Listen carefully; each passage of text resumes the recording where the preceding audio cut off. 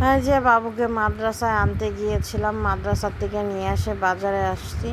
বাজার করতে এসেও ফেঁসে গিয়েছি, বৃষ্টি হচ্ছে। আজকের দিন তো ঢাকায়ও বৃষ্টি হচ্ছে। তারপরে যে কলাও নিয়ে নিলাম। এখানে নারকেলও অনেক সস্তা, দেখো এই সাইজের নারকেলগুলো 50 টাকা। শর্টকাটে চিংড়ি মাছ বসিয়ে দিলাম, যেহেতু বাসায় গ্যাস। শর্টকাটে বলতে কি, চিংড়ি মাছ আর পেঁয়াজ একসাথে ভেজে নিলাম। এ পর্যায়ে আমি যেই মশলা খাই, আমি একই মশলা খাই, জাস্ট তরকারি আন্দাজ বুঝে কম বেশি করে নিই।